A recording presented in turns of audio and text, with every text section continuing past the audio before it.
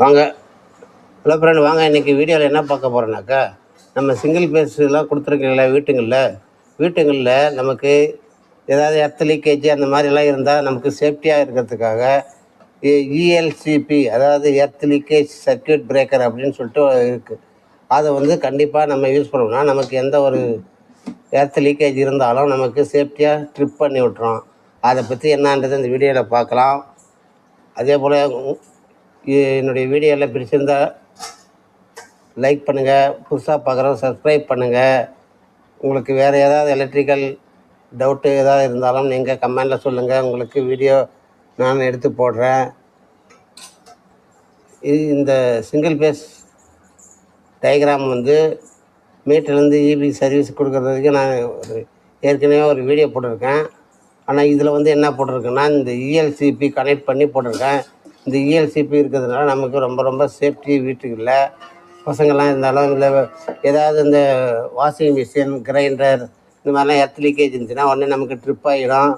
ஹீட்டர்ஸு இது மாதிரி இருக்கிறதுல அதுக்காக தான் இந்த வீடியோ உங்களுக்கு போடுறேன். கண்டிப்பாக இதை நீங்கள் பயன்படுத்துங்க. அதே போல் இது எப்படி கனெக்ட் பண்ணணும் அப்படிங்கிறதுக்கே நான் உங்களுக்கு இதில் சொல்கிறேன். பாருங்கள்,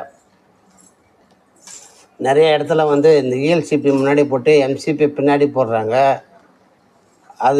அது மாதிரிலாம் போடக்கூடாது. அதை தான் உங்களுக்கு இந்த வீடியோவில் டீட்டெயிலாக உங்களுக்கு சொல்கிறேன். பாருங்கள், போஸ்ட்டு கம்பத்துலேருந்து மீட்டருக்கு வந்துட்டு அப்புறமா நம்ம எம்சிபி, மெயின் எம்சிபி இருக்குங்களா, அதுக்கு போகும். அதுலேருந்து தான் இந்த இஎல்சிபி கனெக்ட் பண்ணிட்டு அதுலேருந்து லோடுக்கு, அதாவது சிங்கிள் போல் எம்சிபிக்கு போய்ட்டு அது லோடுக்கு போகுது. அது சிங்கிள் போல் எம்சிபி வந்து நம்மளுடைய லோடுக்கு தகுந்த மாதிரி நான் போட்டுக்கணும். நான் வந்து 6 ஆம்ஸ் போட்டிருக்கேன். உங்களோட லோடு வந்து அதிகமாக இருந்துச்சுன்னா, அது ஆம்ஸ் அதிகமாக இருந்துச்சுன்னா அதுக்கு தகுந்த மாதிரி எம்சிபி போட்டுங்க. அதே போல் மற்ற ஹீட்டர்ஸு அந்த மாதிரிலாம் இருந்துச்சுன்னா 20 ஆம்ஸு அந்த மாதிரிலாம் போடணும். ஏசிக்கு எல்லாம் போடணும், அதுக்கு ஆம்ஸ் அதிகமாக போடணும். நான் வந்து சாதாரணமாக ஒரு இருக்கிற மாதிரி வீட்டில் எந்த ஒரு ஏசியோ ஹீட்டர்ஸோ வாஷிங் மிஷினோ இல்லாத மாதிரி இருக்கிற வீட்டுக்கு இருக்கிற எலக்ட்ரிக்கல் இதை போட்டிருக்கேன். நீங்கள் இருந்தாலும் அப்போ அதுக்கு தகுந்த மாதிரி எம்சிபி மாற்றி லோடாக போட்டுக்கங்க. வாங்க, இப்போ நான் உங்களுக்கு எப்படின்னு ஃபுல் டீட்டெயிலாக சொல்கிறேன். பாருங்கள், இது வந்து போஸ்ட்டு கம்பம். இதுலேருந்து பாருங்கள், நியூட்ரல் இது பிளாக் கலரில் இருக்குது. நியூட்ரல் வந்து டைரெக்டாக வந்து மீட்டருக்கு வந்துடும்.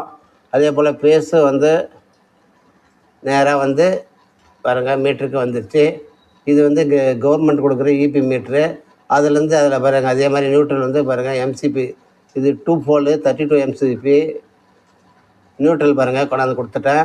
அதுலேருந்து வர அவுட்புட்டை அதே மாதிரி பேஸையும் கொண்டாந்து கொடுத்துட்டு, இப்போ இதை நம்ம சுவிட்சை ஆன் பண்ணோம்னாக்கா பக்கத்தில் இருக்கிறது தாங்க இஎல்சிபி. நம்ம பேஸ் லைனை கொடுத்துடலாம். அதே மாதிரி நியூட்ரல் லைனையும் பாருங்கள் நான் கொடுத்துக்கிற மாதிரி கொடுத்துருங்க.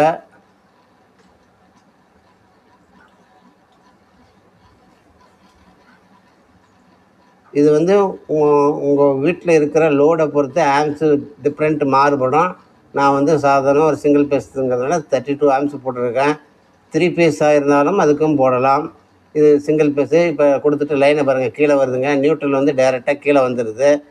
டேரெக்டாக வந்து அந்த சாக்கெட்டுக்கு போகுது. சுவிட்சுக்கெல்லாம் வந்து நியூட்ரல் போகாது, சாக்கெட்டு போகுது. அதே மாதிரி நம்ம கனெக்ட் பண்ணிக்கிற லோடு, அது நான் வந்து லேம்ப்பு தான் 3 சுவிட்சுக்கு வந்து லேம்ப்பு கனெக்ட் பண்ணிக்கிறேன். ஒரு சுவிட்சு வந்து சாக்கெட் கனெக்ட் பண்ணிக்கிறேன், லேம்புக்கு போயிடுது.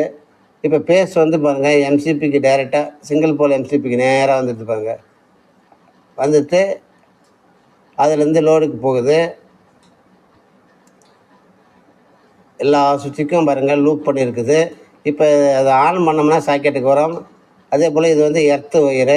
எர்த்தை வந்து என்ன பண்ணால், நான் நீங்கள் ஒரு 5 அடி பைப்பு, எர்த்து பைப்பை வாங்கி அதில் கறி, உப்பு இதெல்லாம் போட்டு மணல் எல்லாம் போட்டு அதில் மூடிட்டு அதுலேருந்து ஒரு ஒயரை கொண்டு வந்து இந்த எர்த்து பாயிண்ட்லேருந்து கனெக்ட் பண்ணணும். இதெல்லாம் எர்த்து கண்டிப்பாக முக்கியம். அதுதான் நமக்கு சேஃப்டி. அதே போல் இந்த ஒர்க் பண்ணுறவங்க வந்து சேஃப்டியாக வேலை பாருங்கள், சரியா? ஏதாவது லீக்கேஜ் எங்கேயாவது கரண்ட் லீக்கேஜ் இருந்துச்சுன்னா நம்ம இந்த ப்ளக்கில் வேறு ஏதாவது லோடு எடுத்து யூஸ் பண்ணுறோம். இப்போ வாஷிங் மிஷினோ ஏதோ யூஸ் பண்ணுறோம்னா அதில் எர்த் லீக்கேஜ் ஆச்சுனாக்க நமக்கு வந்து உடனே ட்ரிப் ஆகிடும். ட்ரிப் ஆகிடுச்சுன்னா அது என்ன ஏதுன்றத நம்ம தான் தேடி பார்த்து எந்த இது ஷார்ட் சர்க்கியூட் ஆகுது அப்படிங்கிறத பார்த்து கண்டுபிடிக்கணும்.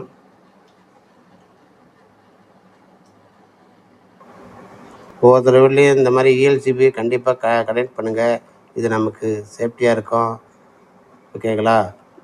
அதனால் அதே போல் இந்த வேலையெல்லாம் வந்து ஒரு எலக்ட்ரிக்கல் எல்லாம் எக்ஸ்பீரியன்ஸான இல்லை படித்தவங்களை வச்சு வேலையை பாருங்கள். நீங்களாக இந்த வேலையெல்லாம் செய்யக்கூடாது. ஓகே சொந்தங்களே, என்னுடைய வீடியோ பார்த்ததுக்கு ரொம்ப ரொம்ப நன்றி. அதே போல் வீடியோ பிடிச்சிருந்தா சப்ஸ்கிரைப் பண்ணுங்கள், லைக் பண்ணுங்கள், கமெண்ட் பண்ணுங்கள். ஓகே, பாய், தேங்க்யூ.